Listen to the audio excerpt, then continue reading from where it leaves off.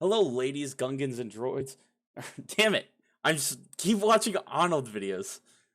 Hello, ladies, Gungans, and those beyond the binary. My name's Charlie Savage, My name's Ethan Unthal. and welcome to episode 14 of Outer Rim Radio, the podcast made by Star Wars nerds for Star Wars nerds. And today we're going to be discussing episodes the 6 and 7 of Star Wars: The Bad Batch, Decommissioned, and Battle Scars. But before we get into that, let's talk about the news like we always do. Yeah. So, this week we actually have news, which is kind of Yay! extraordinary There was like because nothing last week too.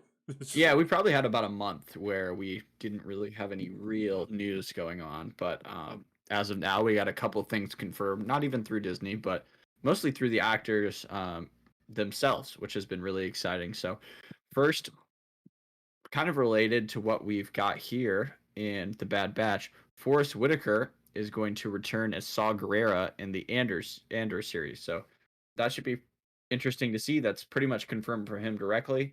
Yeah, which I love that, and I'm glad that we basically are confirming the fact that we are going to get kind of this like darker side of the rebellion show. And I think that's going to be way more interesting. It's definitely going to be way more high stakes if Rogue One is any inclination.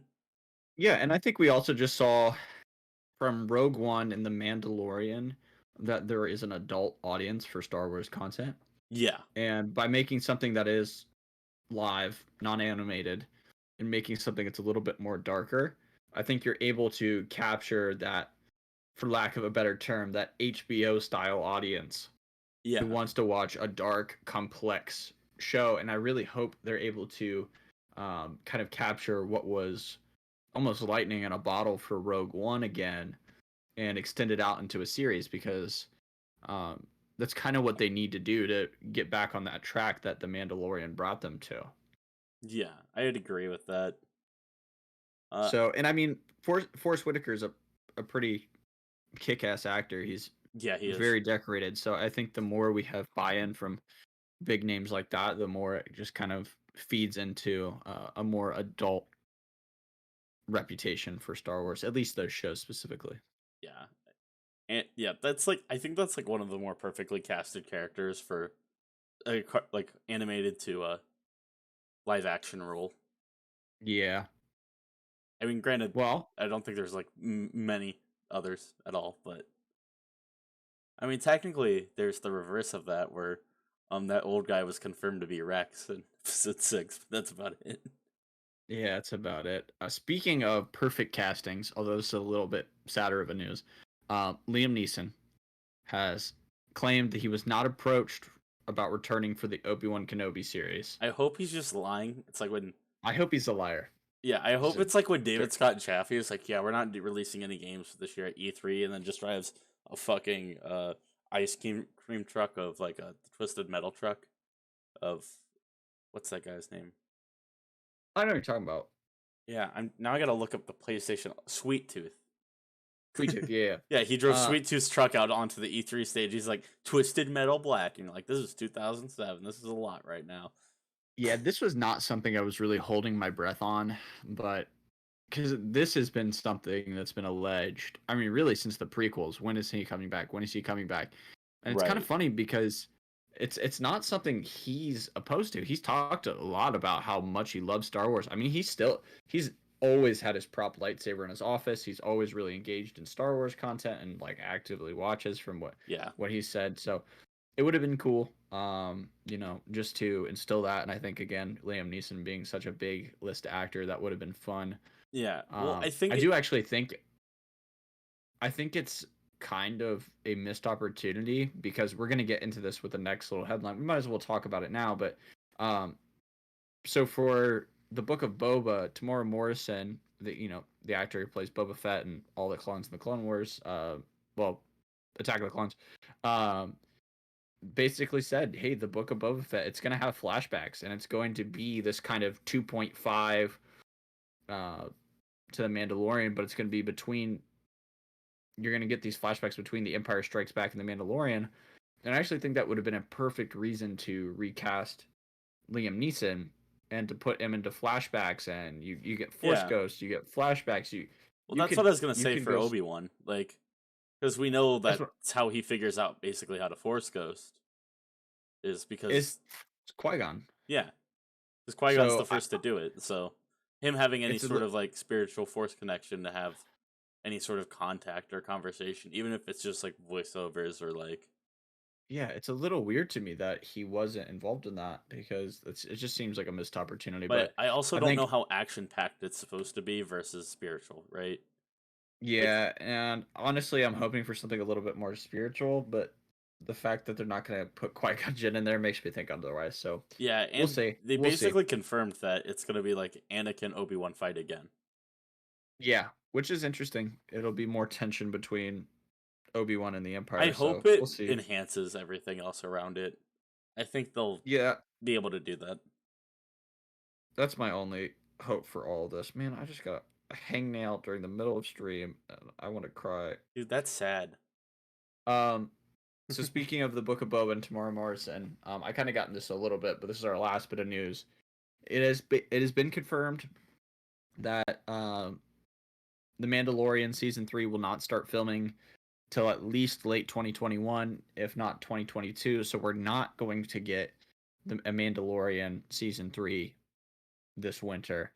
Instead, the Book of Boba Fett is replacing that and serving kind of as its Mandalorian season 2.5. It'll be an in between, a short run limited series Yeah, potentially, which I think is a smart way to go for it yeah, because you can't head.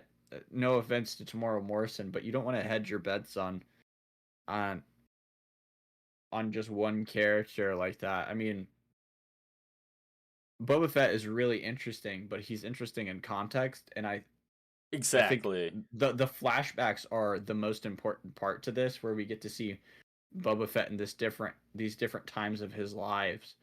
So Yeah. I'm interested to see what happens. Well, yeah, and like up until this point, Boba Fett hasn't necessarily been either really charismatic or really a character you can even characterize, other than it's like, well, yeah, he's just supposed to be a badass. He's, Yeah, the I mean, he most barely elite. had a voice until much later in the story. You know what I mean? Like Yeah, like, he had a line, but and it's not if like you want he's to tell me, expressing with his face or anything either. yeah, But he's yeah, definitely wasn't given as much attention as like, like Vader was when they intentionally had to do those things when they started Star Wars, where you're like, there's exactly. because you have to build that up because he was basically the main villain for Luke. Yeah, he's an antagonist, but he's not a villain.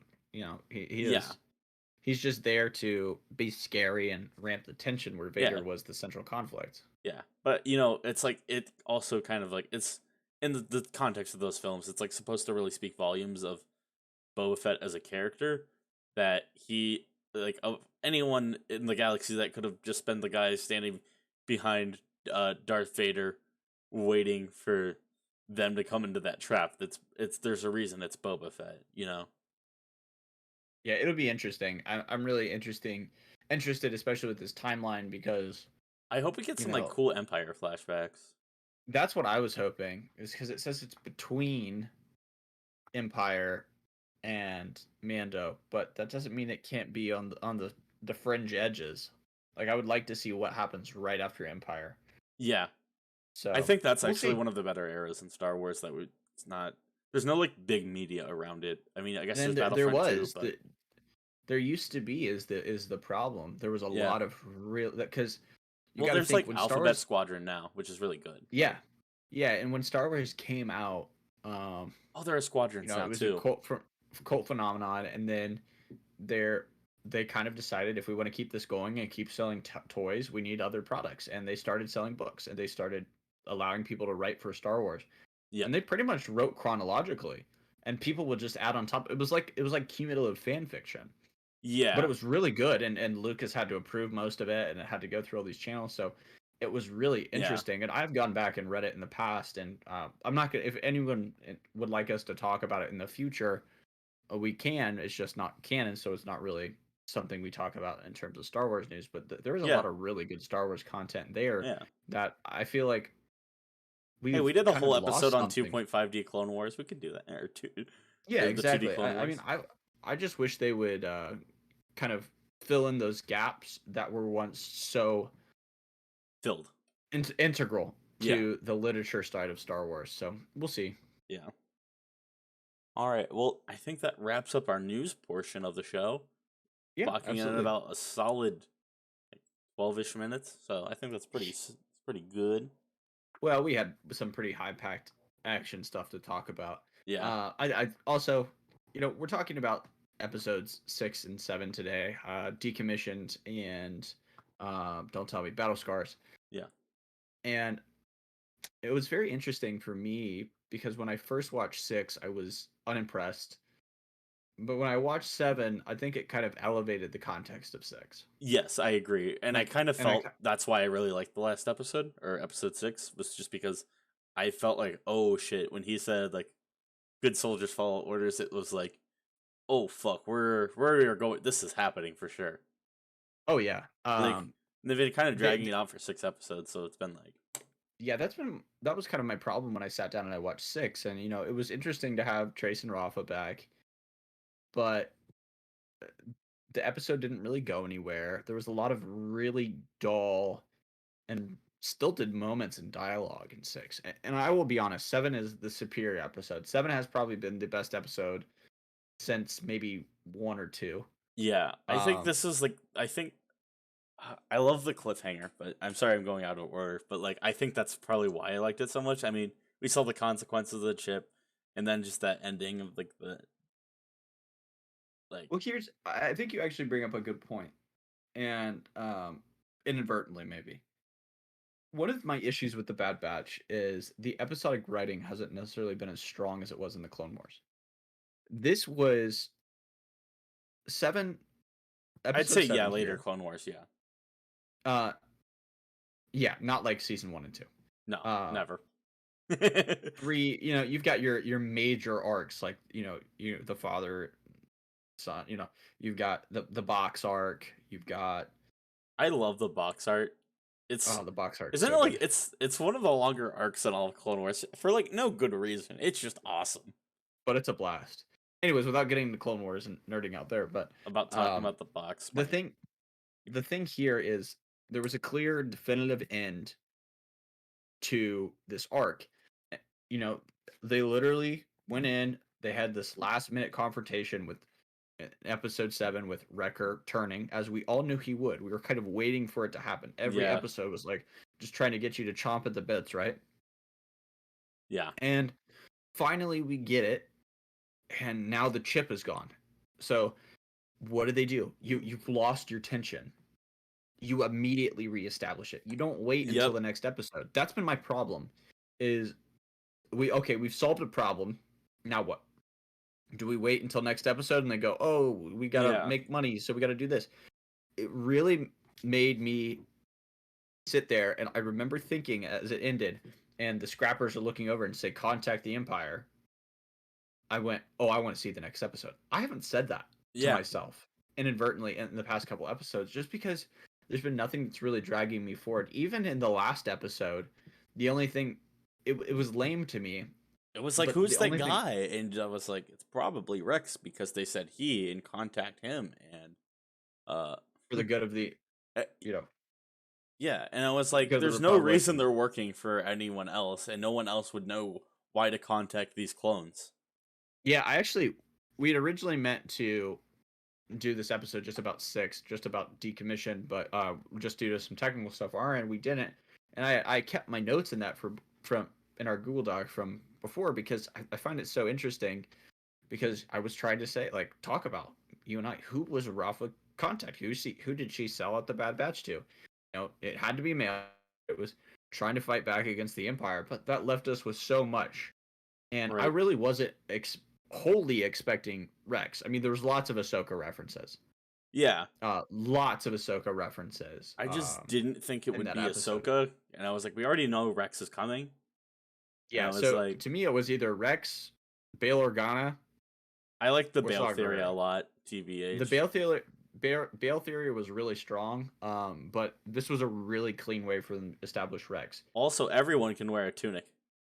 By the Yeah, way, can we talk about how this seems like the weirdest little homage, but like I love that Rex was wearing that cloak, like but it was very similar to like the clones that were cut out of episode 3, but they're in the Lego game where you well, fight the clones that are like just like Jedi. It was very Jedi-esque, like how he was. Yeah, that's exactly what I was gonna say. It's the hooded robe kind of thing. It harkens back to a lot of fantasy, which Star Wars is space fantasy. Yeah, It's a space opera. It harkens back to the wizard sitting, or the rogue with his face covered. It was yeah, the mysterious hero character, and it, you know, even the bar shootout where some guy, you're in my seat, that reminded me a lot of Luke.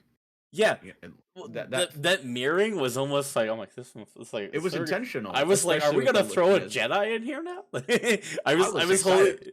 yeah, I was like, I was sitting there like I watched on my lunch break with my mom today, so my mom's like watching every single episode of Bad Batch with me, which is fun. But they're sitting there, I'm like, what a fucking Jedi! What curveball am I about to be thrown?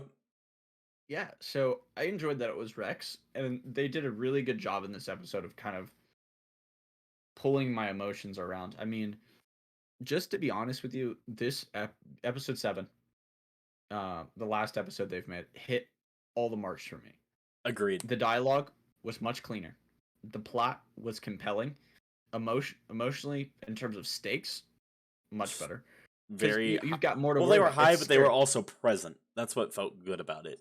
It Yeah, wasn't I mean, like we had this impending fear of doom coming about, like, oh, maybe next episode with the Empire is like, is it Crosshairs? Is it just gonna be a shit ton of stormtroopers? Like, what's gonna happen next? Or it's like, and then you always have like someone like Fennec in the mix, and then you can still be like, there's Kaminoans having their yeah, and that's things. the beauty of episodic writing, right? Is if you Yeah, set up a lot of things, but the problem is uh, that I felt with the weakness of this arc, because we can now definitively say this is the end of the Chip arc.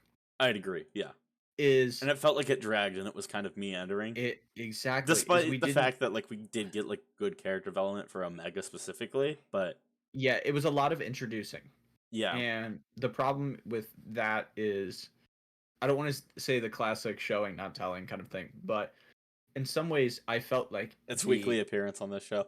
Yeah, yeah, I know, my writer brain, they felt the need to introduce things at the expense of fun and plot. that's fair. And you have to introduce these things, but it just could have been a little bit better. But the thing that was strange to me is, so I watched this on a huge TV, really nice 4K TV, and I love how good the animation is. Everything stood out to me, like I was saying. Yeah, The animation, Rocco looks so perfectly dope. Like, yeah, it was like, oh, they're going to this desolate wasteland. I was like, yeah, this is going to be awesome. It's going to be, because either all the episodes so far have been colorless or super saturated, yeah. and this was perfect color contrast. The animation looked much crisper. Well, I Even like in their faces, they looked much more alive, and I was wondering why that was, but to be honest, I think it's just the use of color. it's the color and like the lighting engine, I think. So like I think one of the better shots in the show actually is when they're in that like medical bay area on the Jedi cruiser of like, I even have it in our stream right now, but like seeing like that blue light kind of reflect off of them, it felt more like a way more natural environment. It's just this dark, nearly colorless, like black and gray room with bright white and blue and green lights everywhere. And just seeing that like dynamic lighting system come through is like, it just looks really nice. Yeah, I found it, kind of found the episode interesting because they were mirroring a lot. You've got Rex with all the Jedi Yeah. kind of references there, and I found it really interesting that you know Wrecker is facing when he falls into the water and he's captured by the giant octopus thing. Uh, he's Which feels like facing episode his 4. yeah, he's facing his fear of heights by crossing, Yep. which is very similar to he has to face his fear and get his brain fixed. And he falls down and he's pulled into the deep by it was just like all this trying to fight something. So I just keep grabbing and grabbing, and he kind of talked about that, how And he he had to couldn't fight do it without his and friends in both resist. cases. Yeah, exactly. That's what I was trying to say. It's like it was so interesting that even his sheer strength couldn't get him out of these two challenges. And I thought that was intentional mirroring from them. And it was just interesting because I really didn't think about it till after Yeah, just that how was something I much, didn't really think about, but that's a fantastic point. yeah, just everything in this episode felt a little bit cleaner to me. And I'm sorry to six, but like we are talking about it now. Episode six, I mean, it was fun. It was interesting. I liked all But the most of the action, the creation of, or the idea to get them out of there. Like, we need an army to get out of here. Like, well, we do have one with all the yeah, decommissioned. it was a little bit weird because it was like, okay, like you'd only use this bit in Clone Wars once, and it was kind of a big deal. So like, Fair. it kind of seems like a plot hole. It's like, well, if it's that easy, let's just do that in the Clone We Wars. You know what can't I mean? have war crimes. We can only do so many war crimes in Clone Wars. Sure, we can only do so many war Rebels crimes. infinite war crimes, by the way. That is true. There's literally season 1 of Rebels is like 200 plus war crimes. Every episode that just starts off with like false flags. You're like, yeah, we're intimidating or we're imitating the enemy. Jesus. And an enemy. Good job, Charlie. Yeah. Yeah, I watched but my problem Finding with Nemo. six is, it's like you're saying, there was a lot of action, but it was so focused on Omega, you're so bad at these things. Omega, you're so bad at these things. And when we finally got that payoff at the end where she does make the shot, she does what she needs to do, I was like, I wanted to see her succeed in different ways until that moment. I get that, yeah. And because that whole character has been about perseverance, and like, even though you're the little guy and you may not be special around all these people, like you can bring something. It's her emotional notes. She's so Right. emotionally sensitive. Yeah. And I just felt that was a little weak. Whereas in this episode, I really felt like they highlighted what was the importance of Omega to the story. Really just serving as the emotional anchor. I mean, the ending note where uh, Wrecker and Omega, Wrecker is apologizing to Omega, Yeah. and Omega's basically saying like it's not your fault, like it's He's okay. like, we know. It's like he gets Yeah, it, but it's also like but what was Wrecker so important? can't feel like it's okay. Like, Yeah, exactly. It was so real, but the biggest thing about was how the small moments in that. Again, with intentional mirroring is in the very beginning they're establishing the relationship because they're eating whatever that was. I already forget what it's they were not getting on important. the. It's not important, but But they had mirrored that on both sides where that was a symbol of like their togetherness, is sharing things together and having those small moments of fun. So I found it really interesting, and it especially went along a lot with the theme of Uncle Wrecker. So yeah. I really give a lot of praise to episode 7 because it succeeded in doing everything that the past, I'd say about 3 episodes have really missed the ball on. I mean, it was eye catching, it was intense, down from the very beginning to the end. It had me, and then you have all these callbacks and you have all these emotional notes, and it had a clear, definitive ending. Yeah. We knew stuff had ended. It left you with questions, saying, "Where's Rex going, and where are we going to see him next? Because we're And going to with see who? him, and with who? That's exactly." He's like, But rendezvous. And I was like, Wolf, Gregor? But then he was like, I've never been on this end of it. Almost like. And then he also uh, mentioned, he was like, there weren't many clones that could resist the chip, which uh, means that he probably met somebody. who just brute forced it, or just wasn't affected by it for some reason, which is interesting. So yeah, I Yeah. like this episode a lot more. One thing about the inhibitor chip that I found a little weird, and you can tell me like if I'm overthinking this, or just give me your thoughts. So, All right. Omega claims she doesn't have an inhibitor chip. That's been said for a while. She said that from the very beginning. She doesn't have an inhibitor chip. But when Tech says he was going to use Rex as a baseline for the brain scan to search for cellular anomalies, Yeah.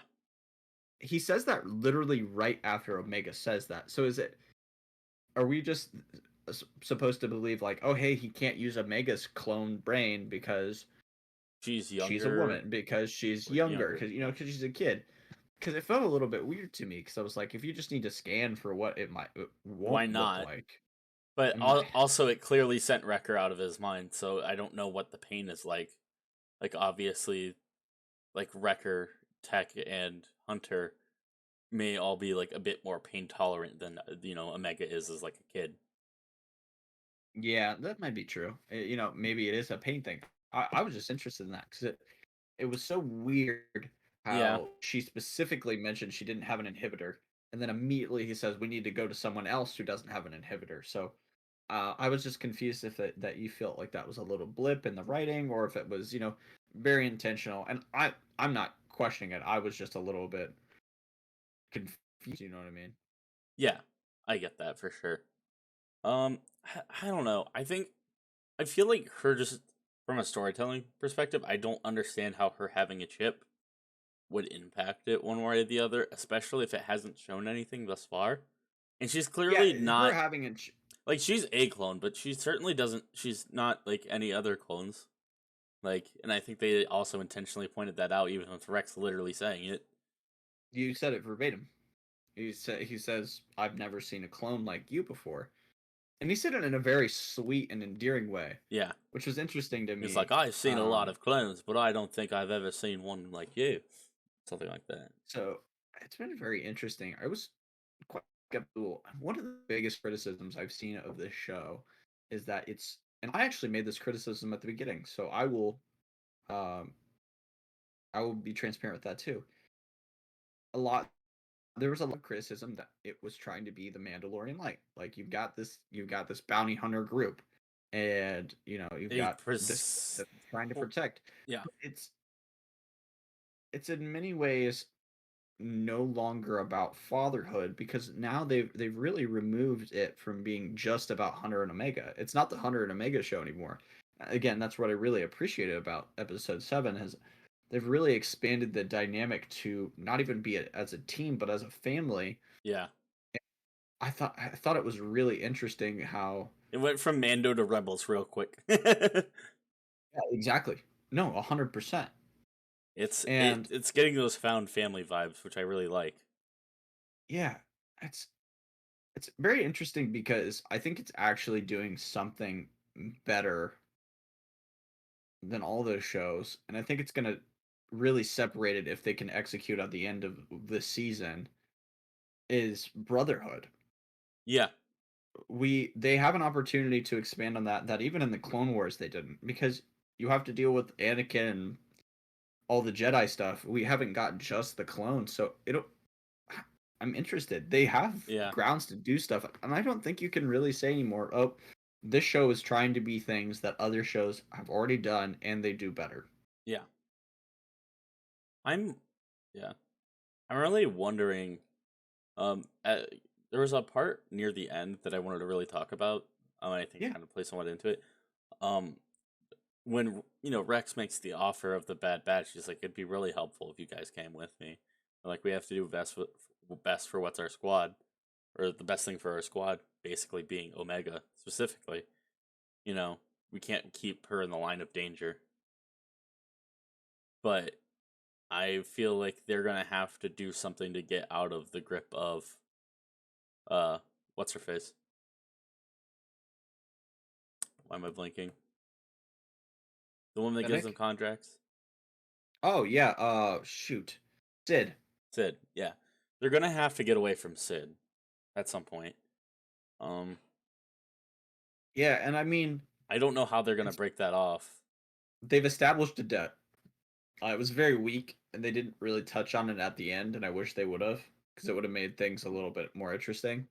I think they But just kind of they, went for the straight immediately, like you're gonna be screwed when you wake up tomorrow morning sort of deal. oh no, and that's the way they should have. But I mean, like when he was talking with Rex, Yeah, that conversation. He's like, "Oh, I don't know what we do. Like, come with us." He very easily could have said yes. I mean, that was implied. Like, he's like, "I yeah. want to," Imagine but if they just never solve them again. Like, and it's very interesting to me because also, there's no way like they couldn't just take her out randomly either. That's like the other thing I'm thinking. Not that I think they will. I don't think it fits the character, but they totally are capable. So I think her making like threats about it doesn't really help her case. yeah, Because I'm yeah, sitting there, I'm like, you're literally talking to like a a group of badasses about how they don't deserve more money. super soldiers. So I the thing here is it depends on what they're trying to do, you know? Because I even have my own questions like, what is the best for Omega? Yeah, Omega has said, no, like I want to be with you guys. But if they truly want to keep her out of the line of fire, then they're not going to be able to be together. That that Yeah, I that's something agree. that's already been established. That's he said like, oh no, you should go live with Cut. Yeah, She doesn't want to. She wants to be with people who are like her. yeah, And for that's better the or thing. worse. That's the thing that that we haven't really established yet is what makes Omega more than just a kid. I mean, she has talent, Right. she has extra human capabilities in that she just picks things up really quickly. She Yeah, learns very quickly, very akin to how Jedi are. You know, we have her struggling, and then an episode later, she's just fucking on top of it. popping off shots and Exactly. holding. You know, she shoots Crosshair's huge ass gun, like not Crosshair, Wrecker's huge ass gun, like Yeah. Speaking of which, um, next episode, what do you think's gonna happen? yeah, exactly. I wanted to get into that. Perfect. That's where it's interesting. I think Crosshair. I feel like that's the easy answer. I I think easy's not even the right word. I think it's the right way to do it. I mean, you've just established, oh, the team, and you know we're gonna get Crosshair, but what's the next arc? Is what we have to ask ourselves. Yeah. Right. And I think it would be very interesting. You know, this is a 16 episode show. We can assume 5 to 6 episodes for the next arc. It would be at least interesting to bring Crosshair back because we haven't seen him in 3 episodes, and Yeah. that is going to be the crux of the depth of this show. Is Yeah. we don't have our chips anymore. I We can't also be don't controlled. know how long the show's gonna go. At least 16 We do know that. episodes. I don't know if it just. I'm a little concerned with the show about just kind of getting a Rogue One ending and everyone dying. Um, Yeah, but I am as well. um, but That's a yeah, good question for another day. But my point is here is they can easily reestablish Crosshair here without having to go, oh, we need to give him the chip in this arc. The point here can be, okay, we need to get after him, or like we need to escape Crosshair again, figure out how we're going to get to him. And then the get his last ship arc of out. the season can be, we need to save our friend. Yeah, So this is going to be a much more you're being hunted thing again. So I don't know. yeah, It will be interesting. If it's not Crosshair, I think it would be inherently weak, even if they don't intend to use him for the next couple of episodes after. yeah, It's just you have to remind people like, hey, there's a super soldier after them. A super soldier that if you're not careful, he can shoot you from half a mile away. You won't ever know until it's too late. Like yeah. Exactly. that's the beauty of Crosshair as an antagonist is Yeah. he is It's also scary. interesting that we have this kind of like we have this rotating antagonist role for the Bad Batch. We're building this tension with Sid, right? Obviously Fennec's already in the fold. We know she's still on the lookout just to get Omega specifically. Then we have Crosshair, who's probably going after the Bad Batch entirely. So I think it's very interesting. And Yeah, I'm also wondering if, like, with Rex and um, if they're his dealings with other people, like, if that will get them inserted into a deeper rebellion, and then maybe that gets more other people to show up. Like, yeah. there's I mean, you lots of can see potential. a lot of ways that this show goes. Kind of what you're getting into is what's the end game? Are they going Right. to kill them all? And I could even see the end game being they help train the rebels, or they go cut LaQuaine style, or they die protecting Omega. Omega could be anyone, and we'll see. I just pray to the Lord that Just Omega is not some Palpatine bullshit. one. Oh, this is how he was This first is actually experimenting. Ray's mom. No, Oh, that would be such weird clone incest weirdness. it's a, both of my clones made the hero. Yeah, I don't know. No, It'll be interesting to see where we go. I'm sorry I said The that. keeping the end. Yeah, you're good. keeping the end in mind is a little bit worrying for me with the show. I'm not gonna lie, because it's a little bit easier to say, okay, here's where they're gonna go in the next 10 episodes. But to say, is this show gonna get another season? Are they just gonna Right? drop out a crazy thing from nowhere? Rogue One style kill them all? Like, it is concerning, but I'm Yeah. at least excited to see what we get the next 5 episodes.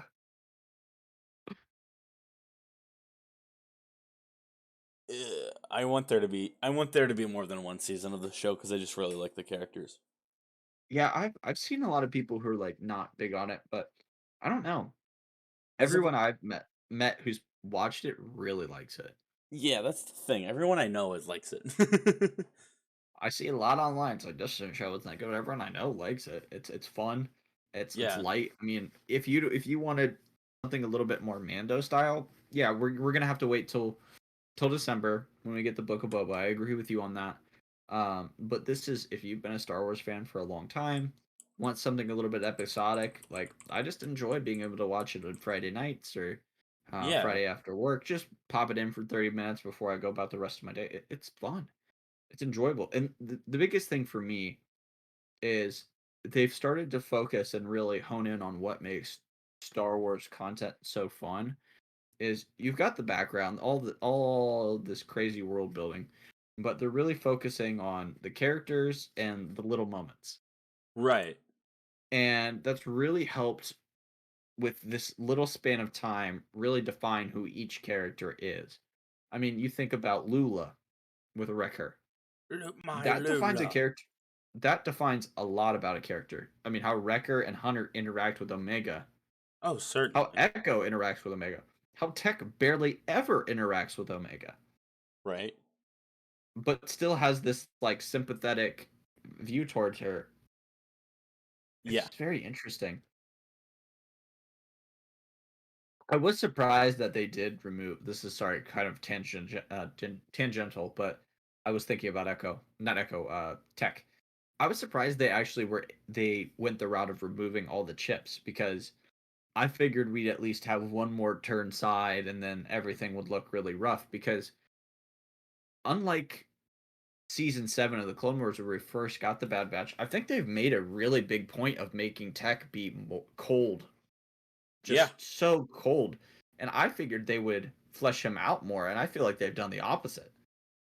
Yeah. He's the stagnant character, whereas Hunter and Omega and Wrecker are the ones who seem to grow and change. Yeah. Yeah. Yeah.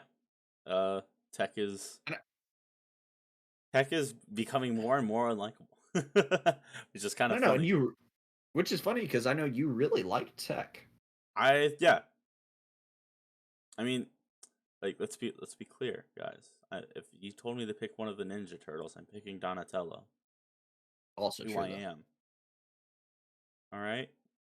I get it. Raph's badass. Leo is like supposed to be overly badass and it's a little annoying. And Mikey is he's a little much for me. Like go down. Mikey is Wrecker, but not powerful. Yeah, exactly. Yeah, or maybe he's Raph. I don't know. His personality Yeah, isn't, but his strength is Raph. yeah. I've really just, that's the only thing that's kind of bothered me about the show is, wow, there's such a deep characterization.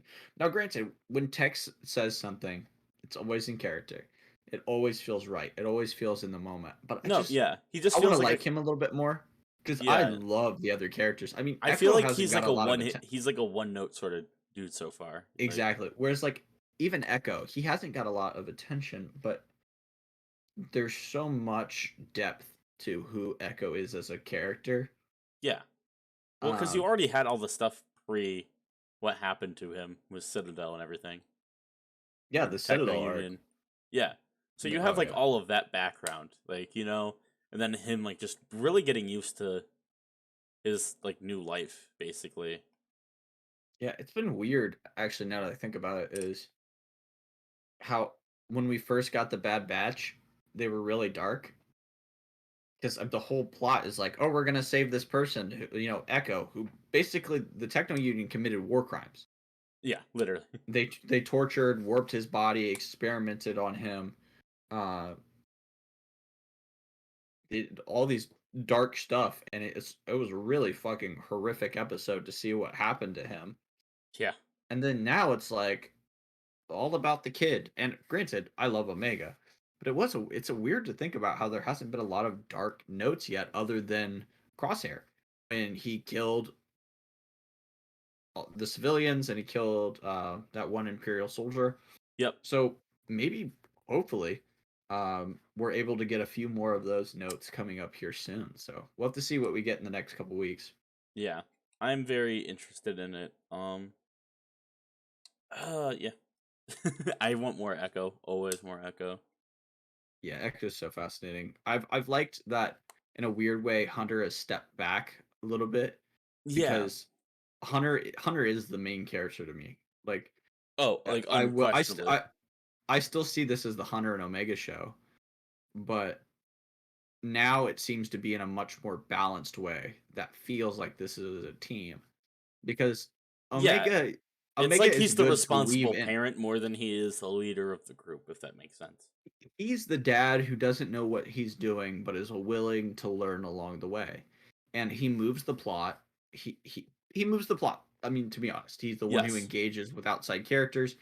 He is the plot in many ways. So it is refreshing to see when they step back a little bit and give other characters. And I think they actually do him more of a service in highlighting his character when he's not trying to be dad 24/7. It kind of waters down Yeah.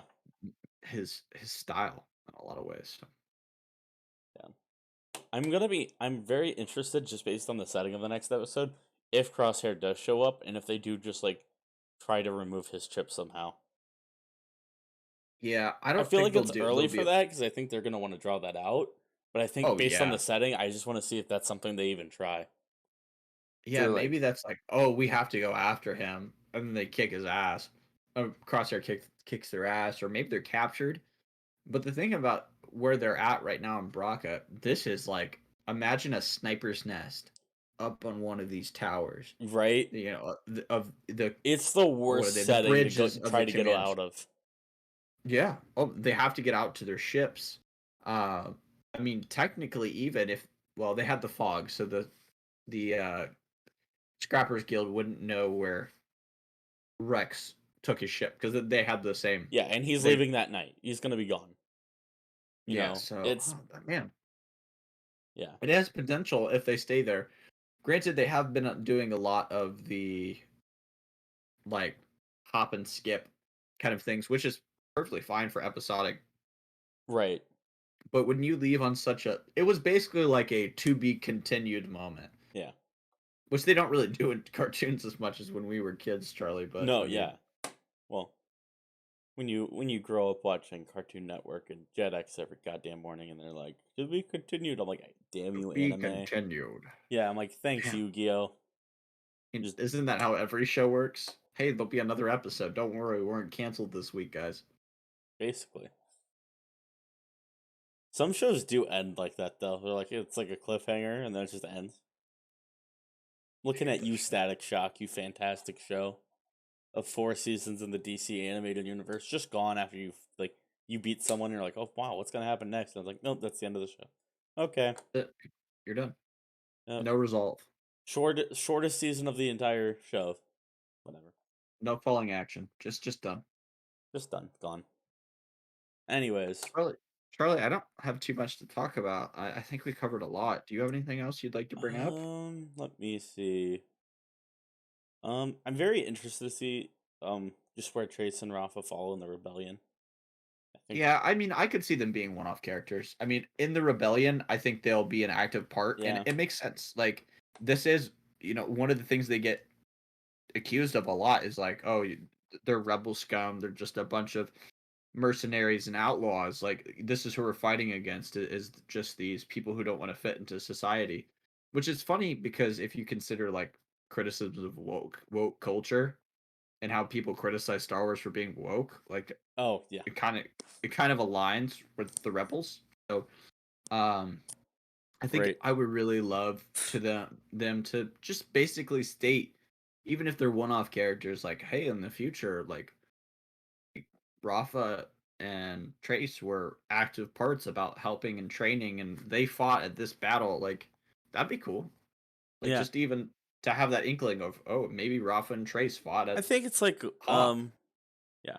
Well, I think it's like one of those things, right, where when you make a character in Star Wars, they always have the potential to basically go off and kind of be their own thing and be their own story within the universe. Oh yeah, I It's mean, like is there really a good reason why Embo's in a Lando comic? No. But he is, and it's cool. well, you just stated it perfectly. You never expect what might spring off. Lando Exactly. comics, like the fact that that even exists, the fact that there's a Han Solo movie is because there's going to be characters that their importance and their worth aren't really known to you until it's consumed. Exactly. And So, I think I felt that like they were more likable than that. I just felt like I feel like the main reason they're disliked more than anything is just because we only got so much of season 7 and they had so many better arcs. But oh yeah, I understand that the Ahsoka walkabout art was kind of important to getting that in terms of her perspective and building that yeah, it for as was a one of those character. things where it was necessary build, and I just as I felt with the past 3 episodes of the Bad Batch before 6 and 7, so we're talking 3 and 5. Right. Um, or yeah, really 3, 4, 5. It just if you're gonna set things up, make it fun or at least make it interesting. You Right. can't just you can't just tee it off and have it be just such a simple thing. Add some complications, add some fun. I feel like we're just now getting into the thick of what the story needs to be, Into the thick of it. and that has been it's a little concerning in some regards. I mean, I was always so ready for the Wrecker thing. I mean, Yeah. I was a little disappointed at first when he turned. I'm gonna refer to it as turned because Yeah. it wasn't really Wrecker at that point. When he was following the chip, that Yeah. he didn't immediately say "good soldiers follow orders" because when he almost did, he almost turned the first time after that head injury. That's what he said. He said "good soldiers follow," and then he cut it. He refused to say it. Yeah. It was interesting because I was a little disappointed at first, but when he pulled the gun on, was about to fire his gun on Omega, Omega. and he said that, I was like, no, that was a good moment. So Oh, there is it was, one thing we didn't talk about. Um, when Rex found out that they didn't have their chips pulled out, yeah, and he he was gonna immediately pull the goes for gun. his gun. Yeah, I wonder if there was like a tragedy, like he was with a bunch of escape. Because it basically, to me, it leads me to think of in my mind, I'm like, ooh, I'm imagining that a group of renegade clones who are often together, who thought they could resist. Because he says that multiple times. Oh, no one can resist it. One day it will get you. It's a ticking time bomb. I just imagine like one guy just wake up in the middle of the night, and it's like synths and Fallout. He just turns on and then just slaughters everyone while they're unsuspecting. I mean, Yeah. he was ready to pull a gun on these guys, Yeah. guys he faithfully served with and loved. Yeah. Including Echo in that group, which is Yeah, no, even Echo more important absolutely. context. Echo was in the front. Like Yeah. Echo would have been one of the first to be shot. So I thought that was a really interesting moment to set up tension, Yeah. And and I I think think it allows even, them. I was going to say, even with what we know, it already makes sense, basically, with everything that happened in season 7. I think just his personal experience, especially, made it way worse for him. And it makes sense why he's so reactionary to it. Yeah, And like while there is room for like a story like you talked about, it's totally possible that there was nothing else and it was just that and he just relives that constantly. Just that yeah, ability to not exactly. control. Yeah, I And mean that's the beauty of the complexity of the situation, right? So yeah. All right, I think that does it now. yeah, I'm glad is I there? got to get that one at the last Yeah, minute. you would have been sitting in bed and be like, well, shit. Why didn't we say All right. that? Well, everybody, thank you for tuning in from all across the galaxy. If you liked the episode, please consider subscribing to our podcast and sharing our podcast with a friend or family member who might enjoy it. If you want to interact with us and help make our show even better, consider interacting with us on our Discord or on our Twitter using the links in the show notes. Once again, thanks for tuning in, and goodbye, and may the force be with you.